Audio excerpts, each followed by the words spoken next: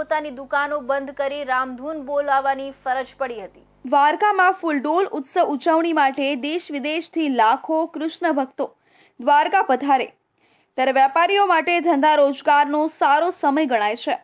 પણ આ વખતે તંત્ર દ્વારા દ્વારકાધીશ મંદિરથી ચોધાભા માણેક ચોક સુધીના મુખ્ય માર્ગ પરની બજારમાં લોકોની અવરજવર પર પ્રતિબંધ લગાવી દેવામાં આવતા વેપારીઓ પોતાની દુકાનો બંધ કરી બજારમાં રામધૂન બોલાવી તંત્રનો વિરોધ કર્યો હતો। જય દ્વારકાધીશ। હોળી પર્વ નિમિત્તે દ્વારકામાં લાખો શ્રદ્ધાળુઓ આવતા હોય છે ત્યારે જે વેપારી વર્ગ હોય છે તેને ખાસી એવી કમાણી થતી હોય છે, પણ આ કમાણીમાં વિક્ષેપ કરનાર છે તંત્ર, કારણ કે તંત્ર દ્વારા બેરિકેડેડ તમામ પ્રકારના લગાડી દીધા છે, જેથી કરીને જે શ્રદ્ધાળુઓનો જે આવન જાવનનો રસ્તો છે, મંદિર ચોકની આજુબાજુનો તમામ પ્રકારનો રસ્તો છે તે સંપૂર્ણપણે બંધ થઈ ગયો છે।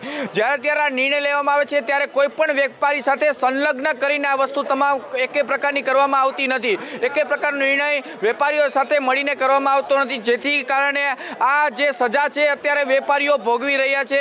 લાખો કરોડો રૂપિયાનો જે માલ છે દુકાનમાં તે એમને પડ્યો રહ્યો છે, જેથી કરીને વેપારીઓની અત્યારે રોજીરોટી તમામ પ્રકારની છીનવાઈ ગઈ છે। તે બાબતે આજે અમે જેટલા પણ વેપારી મિત્રો હતા તે બધાએ અહીં રામધૂન બોલાવી અને તમામ પ્રકારના જે દુકાનના શટર છે અત્યારે બંધ કરેલા છે।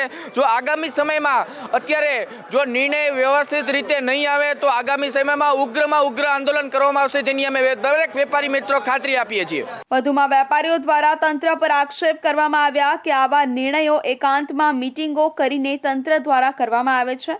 વેપારીઓની સલાહ લેવામાં આવતી નથી અને જો હવે તંત્ર દ્વારા યોગ્ય નિર્ણય લેવામાં નહીં આવે તો વેપારીઓ ઉગ્ર આંદોલનની ચીમકી પણ આપી છે।